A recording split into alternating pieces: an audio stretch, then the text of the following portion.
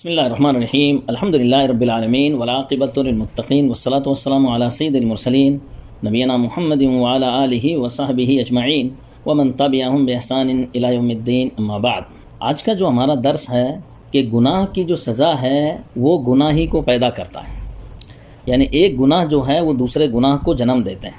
یعنی کوئی بھی نافرمانی کا کام ہوتا ہے تو وہ نافرمانی کا جو کام ہے دوسرے نافرمانی کے کام کو وجود میں لاتا ہے۔ علامہ ابن القیم رحمہ اللہ فرماتے ہیں وَمِنْهَا أَنَّ الْمَعَاصِي تَزْرَعُ فِي الْقُلُوبِ أَمْثَالَهَا وَيُوَلِّدُ بَعْدَهَا بَعْدًا، یعنی نافرمانی کی سزاؤں میں سے ایک سزا یہ بھی ہے کہ گناہ اپنے گناہ کے بیج بوتے ہیں اور ایک دوسرے کو جنم دیتے ہیں۔ یعنی ایک گناہ دوسرا گناہ پیدا کرتا ہے، ایک گناہ دوسرے گناہ کو بوتا ہے، اور ایک گناہ سے جو ہے دوسرا گناہ جو ہے وہ جنم لیتا ہے، یہاں تک کہ بندے کے اوپر گناہ کا چھوڑنا مشکل ہو جاتا ہے۔ جیسا کہ بعض اسلاف نے کہا ان من عقوبۃ السیئۃ بعدہا ومن ثواب الحسنہ الحسنۃ بعدہا، ایک گناہ کے بعد دوسرے گناہ کا وجود ہوتا ہے، اور ایسے ہی ایک اطاعت کا کام دوسرے اطاعت کے کام کو پیدا کرتا ہے۔ جب بندہ کوئی نیکی کرتا ہے تو اس کے ساتھ والی دوسری نیکی کہتی ہے کہ مجھے بھی کرو، جب دوسری نیکی کر لیتا ہے تو بندے سے تیسری نیکی کہتی ہے کہ مجھے بھی کرو، تیسری چوتھی کو، یعنی تیسری جو ہے وہ جو ہے چوتھی کی دعوت دیتی ہے کہ اس کو بھی کرو، یہاں تک کہ یہ نیکیوں کا سلسلہ جو ہے چلتا رہتا ہے۔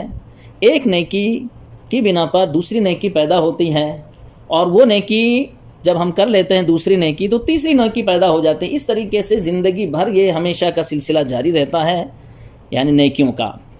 اچھا، اسی طریقے سے برے اعمال بھی ہیں۔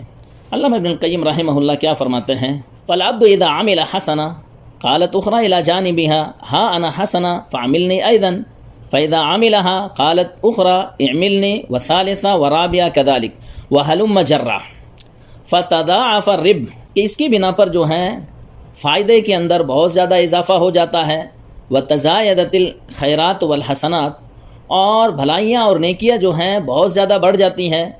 ایسے ہی برائیاں بھی، کہ برائی کے اعمال، نافرمانیوں کا بھی یہی حال ہے کہ ایک برائی کرنے کے بعد دوسری برائی انسان کو دعوت دیتی ہے کہ اسے بھی کریں۔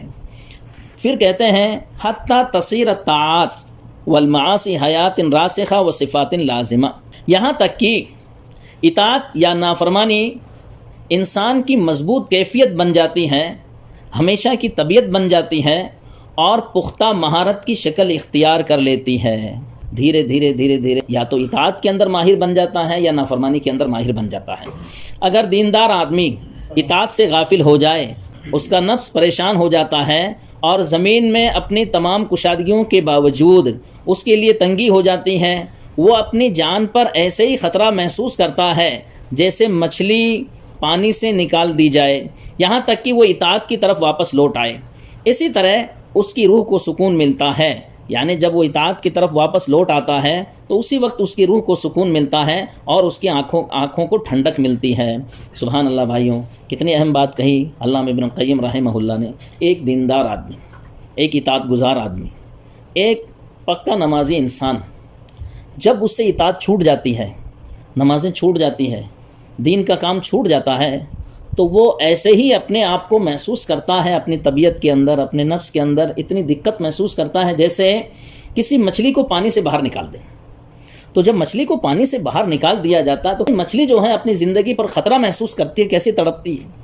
تو ایسے ہی جب بندے کو اطاعت سے اگر نکال دیا جائے، بندہ اطاعت سے نکل جاتا ہے، اللہ رب العالمین کی عبادت کے کاموں سے اگر ہٹ جاتا ہے تو اپنے دل کے اندر تنگی محسوس کرتا ہے، اور تمام زمین جو ہے اس کے اوپر جو ہے تنگ ہو جاتی ہے کشادگیوں کے باوجود، اور اپنے زندگی کے اوپر خطرہ محسوس کرنے لگتا ہے۔ یہ اطاعت کرنے والے آدمی کا معاملہ ہے۔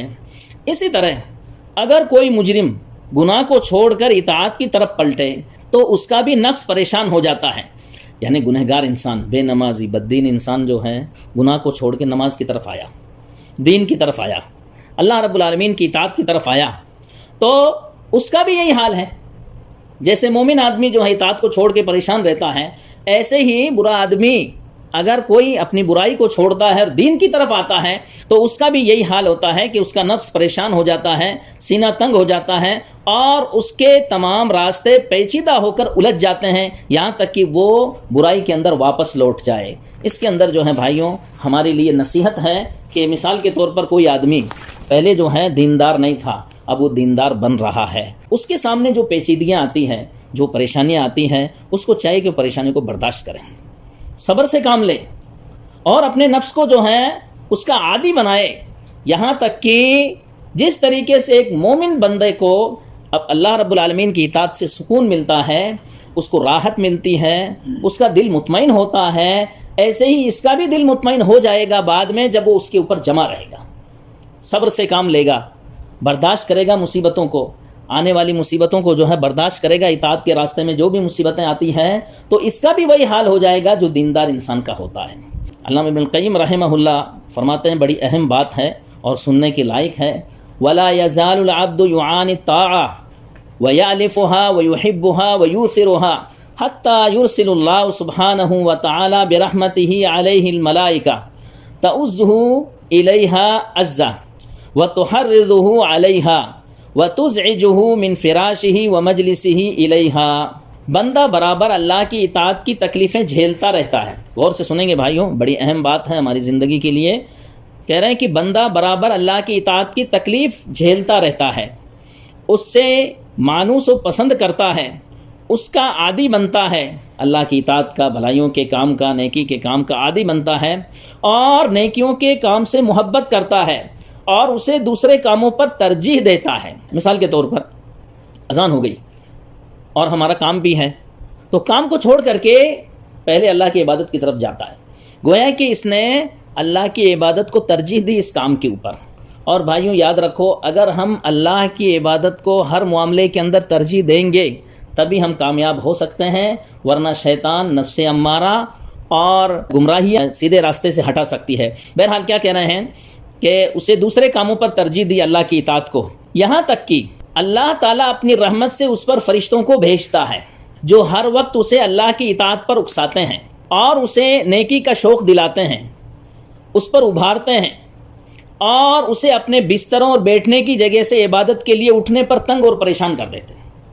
یعنی اللہ رب العالمین جو ہے، ایک آدمی بھلائیوں کا کام کرتا ہے، بھلائیوں کو برائیوں کے اوپر ترجیح دیتا ہے، اور اس کا عادی بننے کی کوشش کرتا ہے اور اس کا عادی بن جاتا ہے، تو اللہ تعالیٰ اپنی رحمت سے اس بندے کے لیے فرشتے معین کر دیتا ہے۔ وہ فرشتے کیا کرتے ہیں؟ اس کو ہمیشہ بھلائیوں کے اوپر اکساتے رہتے ہیں۔ اور سبحان اللہ بھائیوں، جب تک آپ کے دلوں کے اندر بھلائی کی تڑپ اور بھلائی کا جذبہ اور بھلائی کا شوق نہ ہو تب تک آپ بھلائی کر نہیں سکتے۔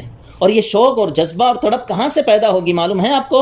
اللہ رب العالمین کی جانب سے، اور اللہ رب العالمین بندے کی سچائی کو دیکھتا ہے تو فرشتوں کو معین کر دیتا ہے۔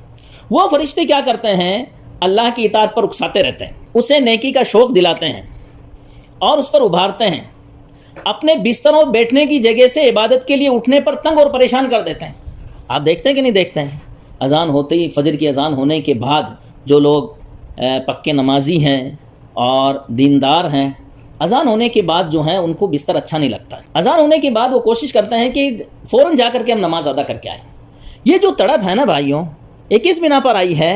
کیونکہ ہم اطاعت کے اوپر جمے ہوئے ہیں، مضبوطی کے اوپر قائم ہیں، جس کی بنا پر اللہ فرشتوں کو بھیجتا ہے۔ یہ فرشتے ہم کو اٹھاتے ہیں، ہمارے دل کے اندر تڑپ پیدا کرتے ہیں اور اکساتے ہیں اور سونے نہیں دیتے ہیں، شوق دلاتے ہیں عبادت کا۔ یہ کس بنا پر؟ کیونکہ بندہ مصیبتوں کو جھیلا اس کے پیچھے۔ پھر کیا فرماتے ہیں؟ وَلَا يَزَالُ يَعْرِفُ الْمَعَاصِي وَيُحِبُّهَا وَيُؤْثِرُهَا حَتَّى يُرْسِلُ اللَّهُ إِلَيْهِ الشَّيَاطِينَ فَتَؤُزُّهُ إِلَيْهَا عَزًّا۔ اس کے برخلاف ایک نافرمان بندہ گناہوں کا ارتکاب کرتا ہے، ان سے محبت کرتا ہے اور اعمال صالحہ پر نافرمانی کو ترجیح دیتا ہے۔ دیکھتا ہے اذان بھی ہو رہی، کوئی بات نہیں، لیکن اس کا جو کام وہ ہونا، اذان سنتا بھی ہے تو بھی کوئی بات نہیں، اس کو جو کام کرنا وہ کرے گا۔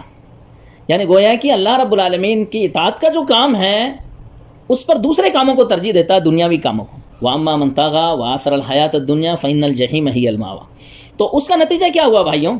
یہاں تک کہ اللہ رب العالمین اس پر شیطانوں کو بھیجتا ہے جو ہر وقت اسے نافرمانی اور گناہوں پر ابھارتے رہتے ہیں، یعنی یہ شیطان کیا کرتے ہیں، اس کو گناہوں پر اکساتے رہتے ہیں، ابھارتے رہتے ہیں یہاں تک کہ وہ گناہ کرے۔ ابن القیم رحمہ اللہ نے بڑی اہم بات کہی، فالاول قوّا جند الطاعۃ بالمدد فکانوا من اکثر اعوانہ، چنانچہ دیندار آدمی نے اطاعت کے لشکر کو مدد کے ذریعے مضبوط کیا۔ کیسے اطاعت کے ذریعے مدد کے لشکر کو مضبوط کیا بتاؤ بھائیوں؟ وہ لشکر جو فرشتے جو اس کو اٹھاتے ہیں نیندوں سے، مجلسوں سے اٹھا کر کے اللہ کی عبادت کی طرف لے جاتے ہیں، ہاں کون جواب دے رہا ہے بتاؤ؟ احسنت، بندہ پہلے مشقت جھیلا، شروع میں جب وہ اطاعت کرنے لگا، بھلائی کا کام کرنے لگا، تو اس نے کیا کیا؟ مشقت جھیلا، اس کا عادی بنا، اس عبادت سے محبت رکھی۔ جب یہ کام کیا تو اللہ تعالیٰ نے اس کی مدد کے لیے لشکر تیار کر دیا۔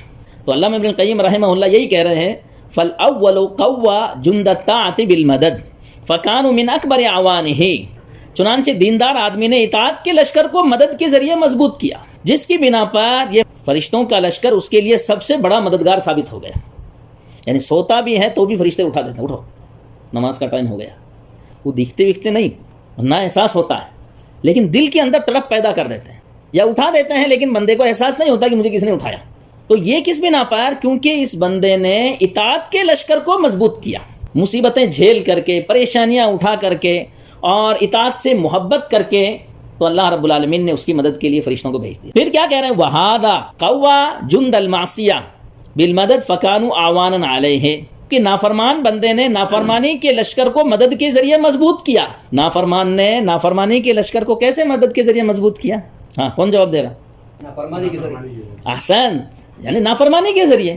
یہ بندے نے اذان بھی ہو رہی تو بھی ٹھکرایا، نافرمانی کے کام میں لگا رہا اور برائیوں کے اندر پھنسا رہا۔ شروع کے اندر اس نے کیا کیا؟ نافرمانی کا لشکر اس کو مضبوط کیا، اس نے شیطانوں کے لشکر کو مضبوط کیا۔ نتیجہ یہ ہوا کہ اللہ رب العالمین نے اس پر شیطانوں کو مسلط کر دیا۔ خلاص اب تو سیدھا بھی ہونا چاہے تو نہیں ہو سکتا جب تک کہ خالص توبہ نہیں کرے گا۔ تو بھائیوں، یہ معاملہ بڑا خطرناک ہے، بڑا اہم معاملہ ہے کہ یہ نافرمانیاں جو ہیں ایک دوسری نافرمانیوں کو پیدا کرتی ہیں، اور یہی ہمارے لیے سب سے بڑی مصیبت ہے کہ نافرمانیاں جو ہیں ایک دوسرے سے وجود میں آتی ہیں۔ بڑی اہم بات کہی شیخ عبدالرزاق البدر حافظہ اللہ نے، اور ان کا درس ہوتا رہتا ہے، اور اس کتاب کی انہوں نے شرح کی ہے، الداء والدواء جو ہیں شیخ علامہ ابن القیم رحمہ اللہ کی جو کتاب ہمارے سامنے موجود ہے، اس کی شیخ عبدالرزاق البدر حافظہ اللہ نے جو ہے شرح کی ہے۔ یہ شرح تقریباً جو ہے اور اکثر لیکچروں کے اندر جو ہے شیخ نے جو ہے اس کی وضاحت کی ہے۔ تو شیخ کیا کہہ رہے ہیں کہ بندے کو چاہیے کہ اطاعت کے قدم پر آنے والی مصیبتوں پر صبر کرے، یعنی نماز پڑھ رہے ہیں، اس پہ جو بھی مصیبت آ رہی، کبھی سردی کے اندر ہم لوگ جاتے ہیں، ٹھنڈی کا موسم رہتا ہے، کبھی گرمی کی شدت ہوتی ہے، کبھی روزوں کے اندر پریشانی ہوتی ہے، گرمی کے اندر شدید گرمی ہوتی ہے، پھر ہم روزہ رکھتے ہیں، تو کہہ رہے ہیں کہ اطاعت کے قدم پر آنے والی مصیبت پر صبر کرے، کیونکہ جب وہ اپنا قدم ایک اطاعت پر رکھتا ہے تو یہ اطاعت دوسری اطاعت کو پکارتی ہے، پھر دوسری اطاعت تیسری اطاعت کو پکارتی ہے، اور یہ اطاعت کا سلسلہ بندے کے لیے جاری رہتا ہے ہمیشہ۔ اس کے برخلاف بندے کو نافرمانی اور گناہ پر اپنا قدم رکھنے سے ڈرنا چاہیے، کیونکہ جب وہ اپنا قدم گناہ پر رکھتا ہے تو یہ گناہ دوسرے گناہ کو اپنی طرف کھینچتے رہتے ہیں۔ یعنی سبحان اللہ، یہ جو گناہ ہے نا بھائیوں، تم یہ مت سمجھنا کہ یہ ایک گناہ جو ہے کر کے ختم ہو جائے گا، نہیں، ایک گناہ کرنے کے بعد اس گناہ سے دوسرا گناہ پیدا ہوگا، یہ گناہ دوسرے گناہ کو کھینچے گا اپنی طرف۔ جس طرح ہم لوگ کہتے ہیں نا کہ ایک جھوٹ کو ثابت کرنے کے لیے 100 جھوٹ بولنے پڑتے ہیں، یہ بات مشہور ہے کہ نہیں؟ کسی نے ایک جھوٹ بول دیا کسی بھی معاملے کے اندر، اب جب لوگ اس سے تحقیق کرنے لگیں گے ایسا کیوں کیا، تو اب اس کے لیے اس کو جھوٹ کو ثابت کرنے کے لیے کئی جھوٹ بولنے پڑیں گے اس کو۔ اگر وہ ایمانداری سے کام لیتا، تقوی اور پرہیزگاری سے کام لیتا اور سچ بول دیتا تو تھوڑی بہت مصیبت جھیل لیتا، لیکن گناہ سے بچ جاتا۔ لیکن چونکہ اس نے دروازہ کھولا جھوٹ کا، نافرمانی کا دروازہ کھولا، اب اس دروازہ کھولنے کی بنا پر اب اس ایک جھوٹ کو ثابت کرنے کے لیے 100 جھوٹ اس کو بولنے پڑیں گے، اور پھر سب کے سب جھوٹ ہیں، یعنی یہ بھی نہیں کہ اب یہ سچ ہو گیا ہے، نہیں، وہ سب کے سب جھوٹ ہیں۔ جس طریقے سے گناہوں سے گناہ پیدا ہوتے ہیں، لیکن اطاعت کے کام سے بھی اطاعت پیدا ہوتے ہیں۔ اب آپ دیکھیں گے کہ مثال کے طور پر ایک آدمی اپنے گھر سے وضو کر کے مسجد کی طرف نکلتا ہے، اور مسجد کے اندر داخل ہونے کے وقت کیا کہتا ہے؟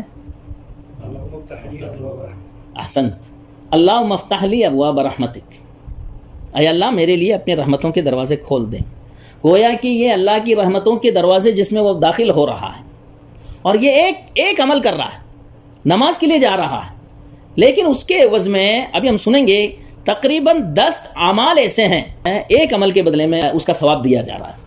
جیسے مثال کے طور پر جماعت کی نماز پڑھنے کا ثواب 27 درجہ، مسجد میں جانے کا ثواب احرام بندھے ہوئے حاجی کے برابر ہوتا ہے۔ جماعت کے لیے مسجد جانے کا ایک قدم پر ایک نیکی اور دوسرے قدم پر ایک گناہ معاف ہوتے ہیں۔ نمبر 4، مسجد کی طرف بڑھنے والے ہر قدم پر ایک صدقہ ہے۔ نمبر 5، مسجد کی طرف جانے سے قدموں کے نشانات لکھے جاتے ہیں۔ نمبر 6، گھر سے لے کر مسجد تک کی زمین قیامت کے دن نمازی کے حق میں گواہی دے گی۔ نمبر 7، مسجد کی طرف جانے والے کے لیے اللہ تعالی ہر دفعہ جنت میں میزبانی کا انتظام کرتا ہے۔ جب مسجد کی طرف جاتا ہے اللہ رب العالمین اس کے لیے میزبانی کا انتظام کرتا ہے۔ نمبر 8، مسجد میں نماز کے انتظار کرنے والا نماز ہی میں ہوتا ہے، یعنی نماز میں شمار کیا جاتا ہے۔ نمبر 9، مسجد میں نماز کے بعد ذکر و اذکار کرنے والے کے لیے فرشتے دعائے مغفرت کرتے ہیں اور اللہ رب العالمین اپنی رحمت نازل کرتا ہے۔ نمبر 10، پہلی صف والوں پر اللہ رب العالمین رحمت نازل کرتا ہے اور فرشتے جو ہیں ان کی مغفرت کے لیے دعا کرتے ہیں۔ تو بھائیوں اس نے ایک کام کیا، ایک عمل، کیا عمل؟ نماز، یعنی گھر سے وضو بنا کر کے کہاں گیا وہ؟ مسجد۔ گھر سے وضو بنا کر کے مسجد جانے کا جو اللہ تعالیٰ نے ایک عمل کا جو ثواب اللہ تعالیٰ نے 10 دروازے اس کے لیے کھول دیے۔ یہ تو خیر 10 ہی میں نے پوائنٹ ذکر کیے، ورنہ اس سے پہلے درس کے اندر تقریباً 30 بتائے تھے میں نے، 32 اور بھی اس سے زیادہ ہیں۔ بھائیوں اسی طریقے سے جس طریقے سے برائیوں کو جنم دیتی ہیں، ایسے ہی بھلائیاں بھی جو ہیں بھلائیوں کو جنم دیتی ہیں۔ اور دیکھو اس کا ثبوت قرآن میں بھی موجود ہے، وَيَزِيدُ اللَّهُ الَّذِينَ اهْتَدَوْا هُدًى۔ جو لوگ ہدایت کے اوپر عمل کرتے ہیں، بھلائیوں کا کام کرتے ہیں، تو اللہ رب العالمین ان کو ہدایت کے اندر اور آگے بڑھا دیتا ہے۔ اور اللہ رب العالمین نے کیا فرمایا؟ وَمَن يَقْتَرِفْ حَسَنَةً نَزِدْ لَهُ فِيهَا حُسْنًا إِنَّ اللَّهَ غَفُورٌ شَكُورٌ۔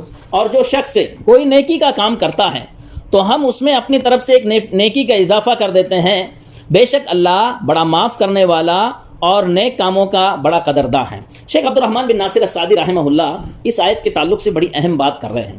فرماتے ہیں اللہ رب العالمین کا ارشاد، وَمَن يَقْتَرِفْ حَسَنَةً، جو کوئی نیکی کا کام کرتا ہے، یعنی نماز پڑھتا ہے، روزے رکھتا ہے، حج کرتا ہے اپنی استطاعت کے مطابق، اور مخلوق کے ساتھ حسن سلوک سے پیش آتا ہے، نزد لہو فیہا حسنا، ہم اس کے لیے اس میں بھلائی بڑھا دیں گے۔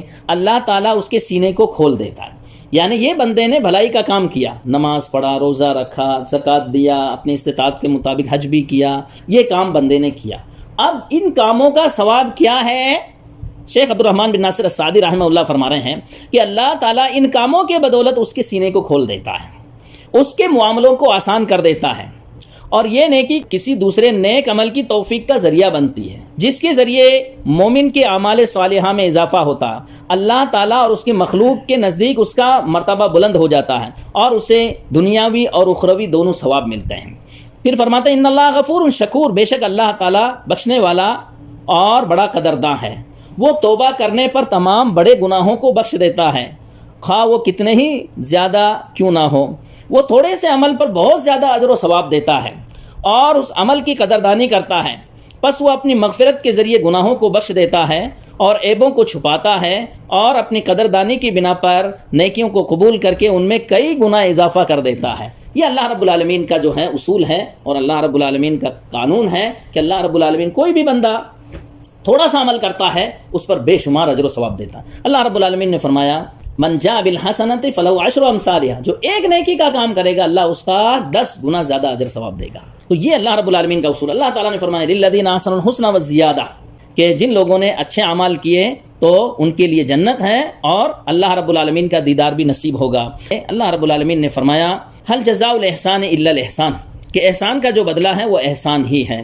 ہم کو یہ معلوم ہونا چاہیے بھائیوں کہ کوئی بھی انسان جب گناہ کے اندر پھنستا نا تو ایسے ڈائریکٹ نہیں پھنستا ہے۔ اہل علم کہتے ہیں کہ اس کی مثال ایسے ہیں، کوئی آدمی مثال کے طور پر بالکل نئے کپڑے پہنا ہو، سفید کپڑے، شاندار کپڑے، اب اس کو کسی کیچڑ والے راستے سے پار کرنا ہے جس کے اندر مٹی ہے، کیچڑ ہے، وہ آدمی کیا کرتا ہے؟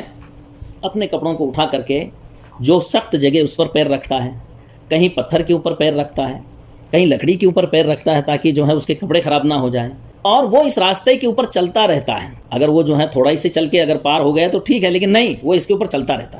اب کیا ہوتا ہے کہ تھوڑا چھینٹا لگا، پھر آگے جا کے پھر چھینٹا لگ گیا، پھر آگے جا کے اور زیادہ چھینٹا لگ گیا، اور جتنا اب چلتا رہے گا یہ اس راستے کے اوپر پورا کا پورا جو ہے وہ کیچڑ کے اندر جو ہے اپنے کپڑوں کو خراب کر لے گا. تو ایسے ہی برائیوں کے راستے ہیں. آدمی شروع میں بچتا ہے، کوشش کرتا ہے کہ میں بچتا رہوں، لیکن جب اس میں داخل ہو جاتا ہے تو شروع میں آدمی گناہ سے بچتا ہے، اپنی حفاظت کرتا ہے، گناہ سے اس کا قدم ڈگمگاتا ہے، وہ سوچتا ہے کہ کروں یا نہ کروں، پھر ایک گناہ کرتا ہے، پھر اس کے بعد میں دوسرا کرتا ہے، پھر تیسرا کرتا ہے، پھر اس کے بعد میں جو ہے گناہوں کے اندر گھس جاتا ہے، اور پھر کسی کی پرواہ بھی نہیں کرتا ہے. ایسے ہی گناہ ایک دوسرے کو پیدا کرتے ہیں اور یہ شر اور ہلاکت کا راستہ ہے. تو بھائیوں، ہم لوگوں کے لیے بڑا اس کے اندر عبرت کا معاملہ ہے کہ ہم گناہوں سے بچیں، گناہوں سے دور رہیں، گناہوں سے توبہ کریں اللہ رب العالمین کی جناب میں. اور یاد رکھو، جیسے جیسے گناہ سے توبہ کریں گے ویسے ویسے اللہ رب العالمین کی رحمت ہم سے قریب ہوگی. اللہ رب العالمین سے دعا ہے کہ اللہ رب العالمین ہمیں گناہوں اور نافرمانیوں سے محفوظ رکھے، اور اللہ رب العالمین ہمیں بھلائیوں کی توفیق عطا فرمائے. آمین. وآخر دعوانا الحمدللہ رب العالمین. جزاکم اللہ خیرا. والسلام علیکم ورحمۃ اللہ وبرکاتہ.